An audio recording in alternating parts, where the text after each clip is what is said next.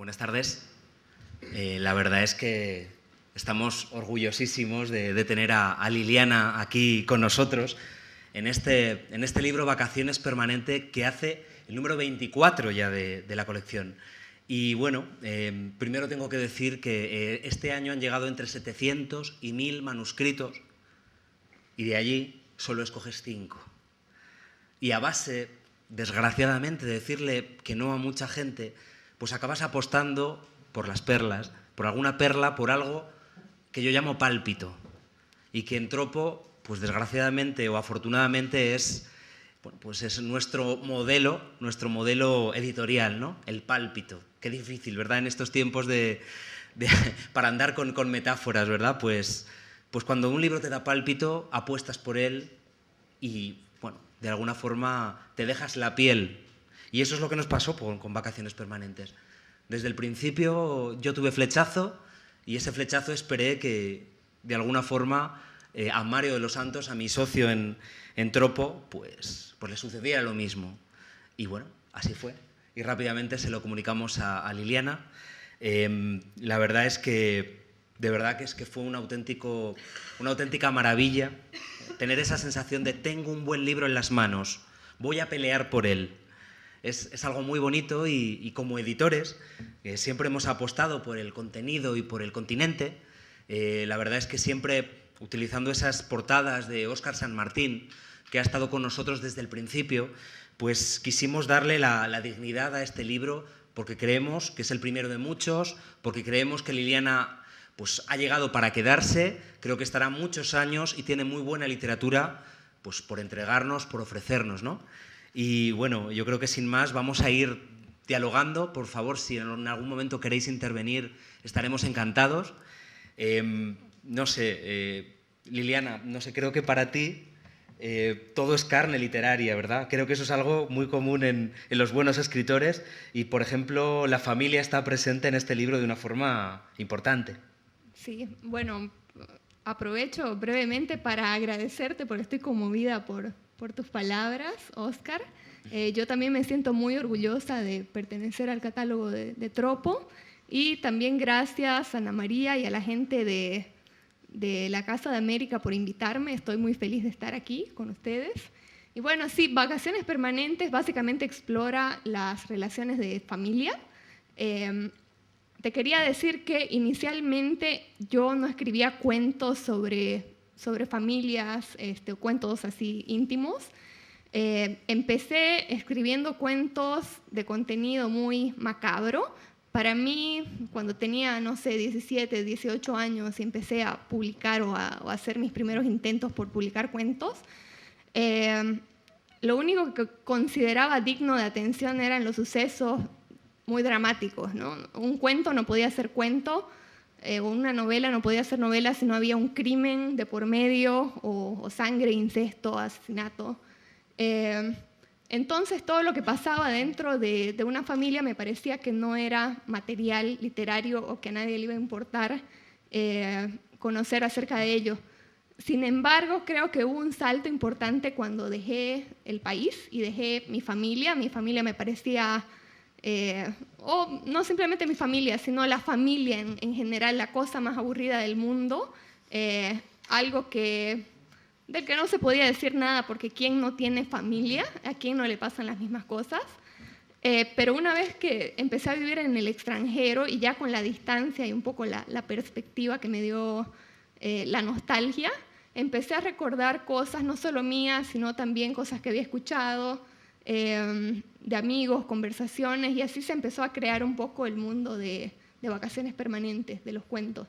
Y creo que también en la distancia empecé a darme cuenta de que muchas veces la violencia no solamente está en un cuento explícito sobre, no sé, un incesto o sobre un crimen muy macabro, sino que la primera violencia la experimentamos dentro de la familia, entre esos lazos entre los padres, los hermanos, los amigos, los primeros novios también.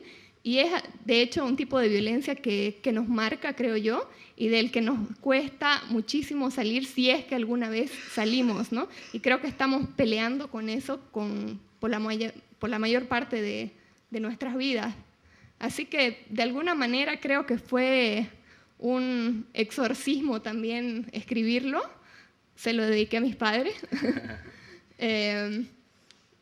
Y mucha gente me ha preguntado si, no sé, si el libro tiene tintes autobiográficos o de qué manera me relaciono yo con los personajes. Y ahí siempre utilizo una frase de Tennessee Williams, que lo que escribo es emocionalmente autobiográfico y que las cosas que pasan ahí no es que necesariamente me hayan sucedido a mí, pero que reflejan como el estado de ánimo en el que estaba cuando los escribí. La verdad es que la literatura no sirve para nada, excepto para darle sentido a las cosas, y eso es lo que vas descubriendo según avanzas en estas 7 historias que de alguna forma tienen una conexión espectacular, o sea, se van entrelazando, a veces simplemente con una atmósfera, a veces a través de analía, que es una especie de, como define muy bien Fernando Iwasaki en el prólogo, es una especie de Ana Karenina moderna, bueno, pues la verdad es que no sé si un alter ego, te iba a preguntar lo primero. Y ya creo que ya te lo he respondido. Sí, creo que en muchos sentidos puede ser un alter ego. Incluso concebí el nombre como un anagrama de mi nombre, si te das cuenta, pero es casi como un guiño o un juego en realidad, porque he metido, básicamente es ficción, ¿no? Todo lo que hace es ficción, y de hecho también no es el único personaje femenino que exploro, está también el personaje de Elina, la chica rusa que aparece y hace sus cameos aquí y allá, y de hecho también, qué sé yo, tengo una conexión muy cercana con los personajes masculinos, ¿no? El personaje de Nico, por ejemplo.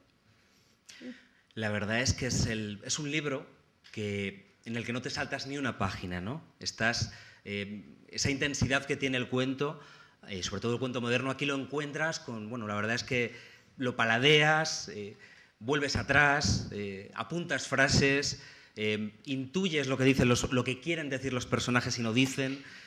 Como bien decías, no hay crímenes, no estamos en ese mundo de Patricia Highsmith, pero de alguna forma no sé si te interesa ese tipo de literatura norteamericana.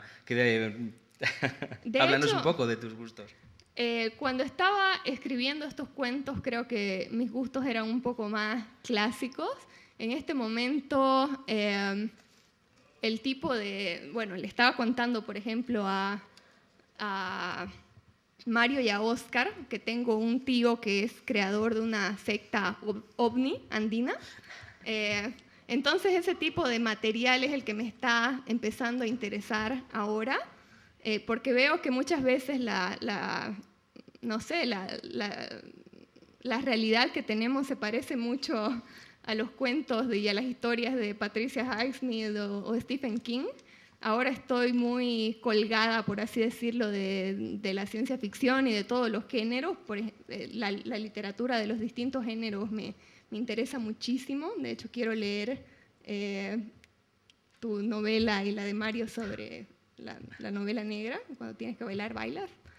Pero sí, estos cuentos creo que pertenecen a una etapa un poco más clásica, en la que la idea que tenía era hacer cuentos que se sostuvieran por sí solos, que se pudieran leer independientemente, pero que mantuvieran cierta unidad y que uno iluminara al siguiente, de manera que de alguna forma, si quieres, lo puedes leer como una novela, pero que cada cuento funcionara independientemente, ¿no? Y funcionan, son entes con vida propia, ¿no? Eso es un poco lo que desde el principio hemos publicado libros de cuentos en Tropo, y no es lo que dice el mercado, ¿no? El mercado dice que, bueno, pues nosotros pensamos que solo hay buenos y malos libros, y bueno, el mercado que diga misa, ¿no? Cuando nos llegó Vacaciones Permanentes ni nos planteamos si era un libro de cuentos, solo nos planteamos que era un libro redondo, que era un libro en el que permanecías, y bueno, pues la verdad es que vivimos en soledad con destellos de compañía. Aquí la soledad también es un ente con vida propia. Sí, eso creo que parte de una posición desde la que me gusta escribir, se escribe en soledad, se lee también en soledad, y creo que en cierta forma también se escribe para poder comunicarse con los demás. Cuando yo vivía en Bolivia sentía que era una persona tímida. De mi familia somos 5 hermanos, yo soy la más callada, por así decirlo, y por eso mismo me ha tocado escuchar historias interesantísimas. Y escribir de esta manera era una forma, primero, de dialogar conmigo, digamos, de lidiar con esta soledad. Y de esta manera escribí diarios como por unos 15 años, y creo que parte de esos diarios también me han servido luego para construir, digamos, las relaciones de familia que se ven en vacaciones permanentes. Pero creo que esa soledad o ese sentimiento de soledad del que hablas, de no poder comunicarse, se ve en cada uno de estos cuentos, como al final cada personaje termina un poco alienado dentro de su propia familia. Y esta sensación de extrañamiento me parece que, no sé si será un buen lugar para vivir, pero sí es un buen lugar desde el cual escribir, porque ese extrañamiento, esa sensación de no pertenecer del todo, te da una mirada más interesante, digamos, un poco más de afuera. Sí. Acabas de iniciar este viaje detrás del escritorio. Este es tu primer libro. Tu primer libro ha salido ya en varios países. Ha salido publicado ya en Argentina, en Bolivia y ahora en España. Poquito a poco va caminando, ¿no? ¿Cómo te planteas ese siguiente libro, ¿no? Porque yo creo que de alguna forma, no sé, es un salto ese segundo libro, ¿no? ¿Hacia dónde quiere ir Liliana Colachi? Como te comentaba antes de venir acá, ahora me pasa algo extraño, y es que antes yo me sentía muy a gusto con los cuentos cortos, con los cuentos breves. Para mí el formato de un cuento de 8 a 10 páginas era perfecto. Y, sin embargo, ahora empiezo a escribir y de pronto tengo un cuento de 40 páginas que no hay manera de cerrar, que me peleo mucho con los personajes o ellos conmigo, y que se niegan de alguna forma a cerrar. Así que tengo ya el nombre del siguiente libro, que será Mordor. El nombre, como ustedes conocen, es el lugar, la tierra esta oscura y tenebrosa del Señor de los Anillos, pero también es la forma como mis amigos en Bolivia y yo nos referimos a Bolivia, con una mezcla un poco de cinismo y de cariño. Así que, en cierta forma, como que será un tributo, digamos, a esa vida que dejé allá, cruzada un poco por varias experiencias extraterrestres, creo que he tenido últimamente, y por varios personajes muy curiosos sobre los que estoy escribiendo. Puede que sea una continuación de Vacaciones Permanentes, pero yo diría que en un sentido muy tangencial. Y sí también estoy explorando más el cuento mucho más largo, casi como novelas en cada cuento. Y espero que todavía no se me haya ido, qué sé yo, no sé si el gusto, pero la... Intensidad. No, ¿no? Sí, sino como la pasión por el cuento corto, porque yo empecé escribiendo microrrelato.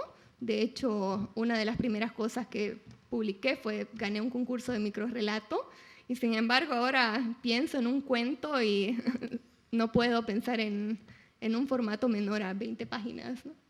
Y sin embargo, en todos los cuentos ves el corazón del microrrelato. Se nota que empezaste allí, ¿no? Si poco a poco, si te vas fijando, acabas encontrando el ombligo del cuento, acabas encontrando esa parte, esa palabra especial que te da la clave y bueno, que te desvela o te ayuda a resolver lo que hay hundido debajo del cuento, ¿no?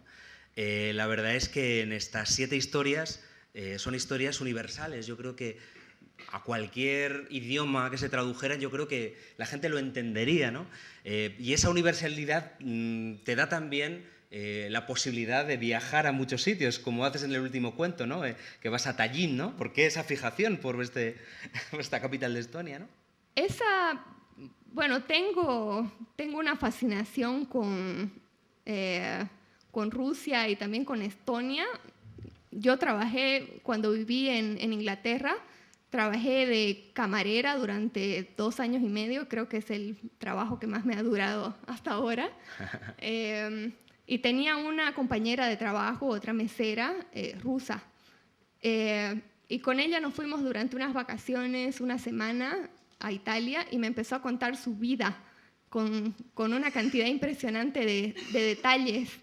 Y 2 años después volví al mismo lugar donde había pasado estas vacaciones con ella, con Elina. Había empezado a escribir Vacaciones Permanentes, tenía un par de cuentos, y de pronto me vino la imagen de Elina contándome su historia, que como adolescente había salido con un gángster ruso. Y empecé a escribirla y prácticamente en 3 noches estaba lista, ¿no? Y de pronto Elina se convirtió en una parte imprescindible de Vacaciones Permanentes y conecta también con otros cuentos. Todas las 7 historias tienen lo que yo llamo el escalón. Cuando vas caminando por las escaleras, bajando de tu casa y de repente se apaga la luz, y sientes ese vértigo en las tripas que no sabes si hay escalón, pues en todos los cuentos aparece ese escalón, ¿no? En algunos es de una forma ya te mete en la historia de forma fuerte, ¿no? En otros te da cierta información. Empezar con McDonald's en 1997, ¿es así? Sí, bueno, aquí tengo unos amigos que podrán confirmar que, de hecho, el primer cuento, que es 1996, 1996 es el año, 97 es el año en el que llegaron las McDonald's a Bolivia y fue celebrado en el país como un momento histórico, ¿no? Básicamente se creía que si llegaban McDonald's era que habíamos llegado a un nivel de civilización lo suficientemente grande como para que una transnacional de ese tipo se fijara en Bolivia. 3 años después se iba a McDonald's gracias a la crisis económica, y puedo testimoniar que incluso ahora los chiquitos que nacieron y no conocieron McDonald's todavía nos preguntan a nosotros, los que vivimos en esa época, cómo eran, y nos piden que le llevemos McDonald's, ¿no? Un poco eso está reflejado de ese momento de la celebración neoliberal que tuvimos en Bolivia en esa época, a finales de los 90, en ese cuento, y que es lo que le da el contexto al resto del cuento, ¿no? Ese cuento en particular creo que narra el fin de la sociedad como la conocíamos un poco antes de que entrara Evo Morales. Estoy hablando de cuando el neoliberalismo y las cadenas estaban entrando y había como esta especie de festejo del que obviamente muchos quedaban excluidos, y que una década más tarde iba a ser totalmente arrollado por los cambios que entraron con Evo Morales, ¿no? Y este libro creo que refleja ese periodo. Mario Benedetti decía que el título ilumina el libro. Vacaciones permanentes. Creo que es un sueño, ¿no?, al que todos nos gustaría agarrarnos, ¿no? ¿Tuviste claro, por ejemplo, el título desde el principio? Sí, por un lado, hay gente que me ha preguntado si el título tiene algo que ver con un disco de Aerosmith que se llama Permanent Vacation. En realidad me lo robé de una película de Jim Jarmusch, es la primera película de Jim Jarmusch, que no es la que más me gusta, pero tiene una escena que me encanta al principio de la película, en la que este vagabundo adolescente empieza a entrar a varias habitaciones vacías y se empieza a imaginar la vida de la gente que ha vivido ahí, ¿no? Y es un chico casi como un vagabundo que va conociendo a mucha gente a través de la película y va teniendo esta suerte de vagabundeo por la vida de los demás. Y ese era un poco el espíritu de este libro, ¿no? Un poco vagabundear por vidas ajenas. Ajá. Hay una cita que dice que malgastar la juventud es muchísimo mejor que no hacer absolutamente nada con ella, ¿no? Aquí vemos personajes que se arriesgan, que hacen cosas, que se mueven, que están que no están quietos, ¿no? Que están, en algunos casos, hasta arriesgando, asomándose al precipicio, ¿no? Están al borde de caer algunos de ellos. Bueno, también hay otra cita que dice que la juventud se malgasta en los jóvenes, ¿no?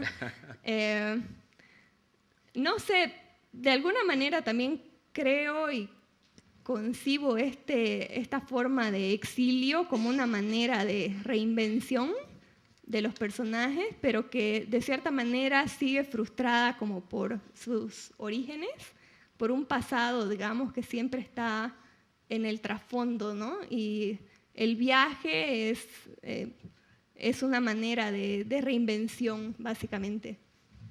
Me sorprendió la escritura moderna, aunque tú en aquel momento leyeras mucho clásico, como decías antes, ¿no? Mucho escritor clásico. Es una escritura totalmente moderna y atemporal. Y sin embargo, poquito a poco te va introduciendo en un tiempo que, aunque es un tiempo ya pasado, pero la verdad es que lo ves con una claridad absoluta, ¿no? Hay algunos cuentos de esos que yo seguramente dentro de muchos años volveré a sacar de la librería y volveré a revisar. Se gana la resurrección, que dice Andrés Newman, ¿no?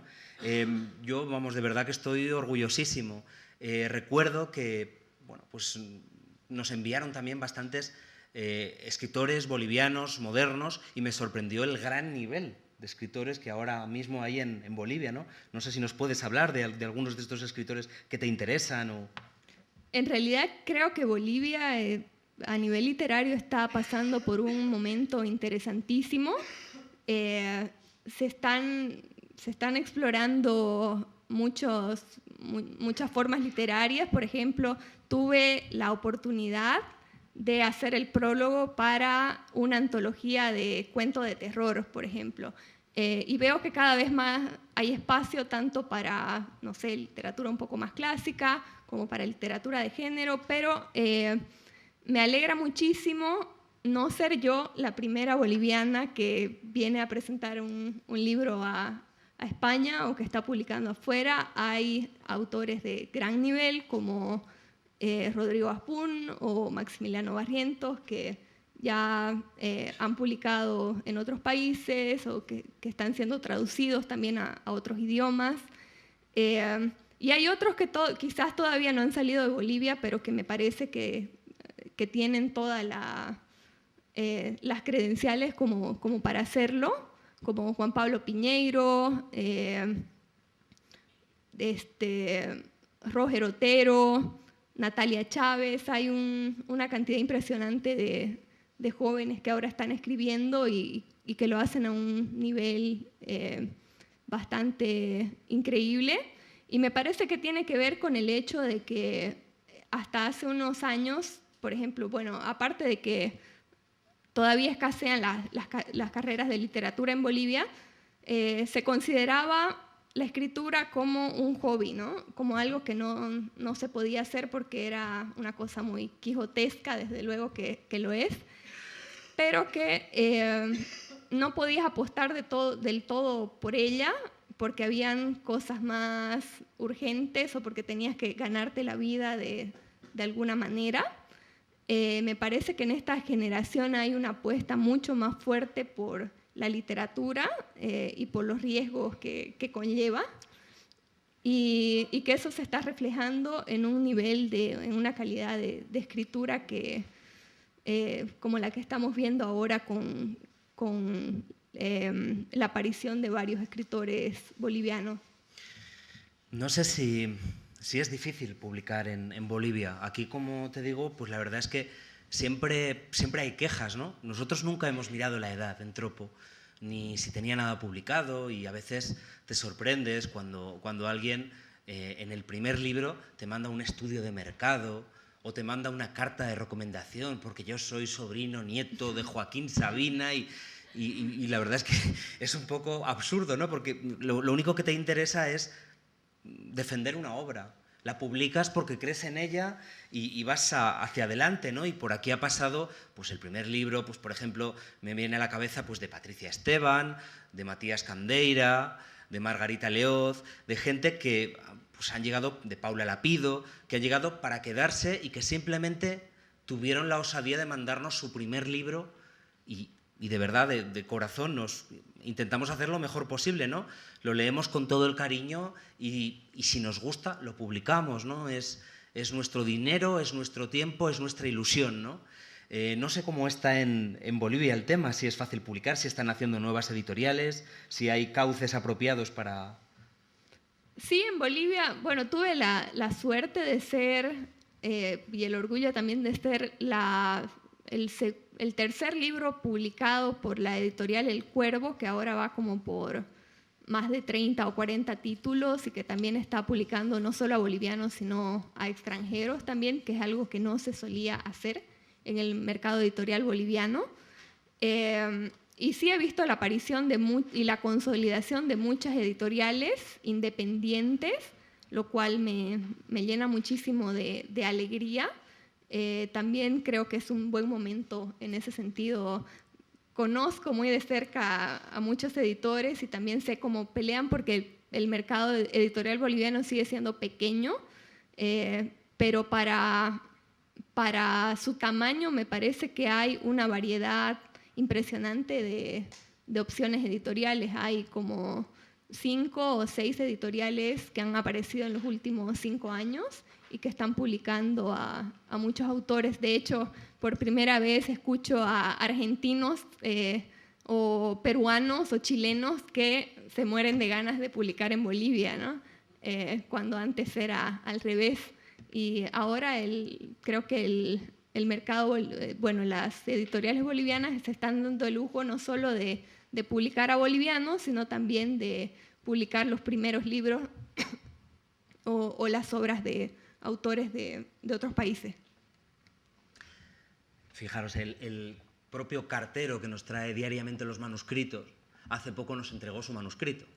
Entonces, todo es carne literaria, ¿no? Llega un momento en que dices, bueno, igual si se lo rechazo, aquí termina la historia de Tropo, ya no hemos recibido más manuscritos, ¿no? La verdad es que escribe muchísima gente, y a veces te sientes incluso culpable porque no has podido publicar todo lo que te gustaría y tienes las fuerzas que tienes, ¿no? Nosotros somos escritores encima periféricos, estamos entre Huesca y Zaragoza, estamos alejados de los focos literarios. Antes era impensable sacar adelante una editorial que no estuviese pues, en Madrid o en Barcelona. Ahora, pues gracias a las nuevas tecnologías y bueno, pues al empuje de mucha gente, pues están naciendo editoriales en Palencia, en muchos sitios. Hay un auténtico frenesí, ¿no? Estamos hablando ahora en España alrededor de 1000 editoriales independientes. Es una auténtica barbaridad, ¿no? Todo esto ahora mismo, bueno, pues con la crisis supongo que decaerá un poquito, pero de verdad que estamos orgullosísimos de llevar en el catálogo estos libros que para nosotros son terriblemente importantes y bueno, pues en la medida de lo posible seguiremos publicando la literatura que nos gusta y no sé, hay una cita que cuando leí tu libro me acordé perfectamente, que es: yo vivo en paz con los hombres y en guerra con mis entrañas. Yo creo que esta frase de Antonio Machado se la podrían adjudicar muchos de tus personajes. Sí, supongo que sí. Creo que las guerras más importantes son precisamente las interiores, las que no se ven, y esas son las guerras también que me interesan narrar, ¿no? Las del alma, por decirlo de alguna manera. No sé si queréis preguntar algo, aprovechando la ocasión. Bueno, puedo aprovechar a leer Perfecto. Las primeras páginas de uno de los cuentos. Voy a leer un fragmento de 1997, que es precisamente el cuento del que les dije que refleja ese periodo en Bolivia. Ese año sucedieron muchas cosas. McDonald's abrió el primer restaurante en el país y la gente acampó en la puerta del local desde las 2 de la mañana. Una mujer y su hijo de 8 años se convirtieron en los primeros clientes en probar una cheeseburger. Era imposible pasar por la rotonda del Cristo sin quedar atrapado en un tráfico espantoso. Todo el mundo hacía fila para ser atendido en el autoservicio. Andrés y yo llegamos tarde al colegio 3 días seguidos, pese a las maniobras de segundo, el chofer, para evitar la congestión.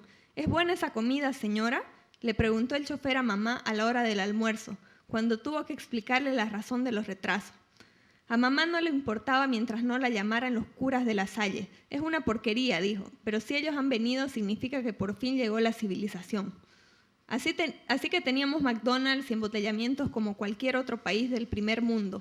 El milenio se aproximaba y las señales de lo que vendría después ya estaban en el aire. El pueblo votó en las presidenciales por el general anciano y en medio de la fiesta fueron pocos los que se acordaron de los toques de queda, del terror y de los muertos. Un compañero del colegio, del que estaba enamorada en secreto desde niña, hizo del general en una película que la profesora nos obligó a ver y discutir en clase. El general de adolescente había sido disciplinado, valiente y respetuoso con sus padres y había servido a su patria. Los chicos de mi curso iban a la premilitar y empezaban a enseñar musculatura, y era lindo pasarles la mano por las cabezas rapadas.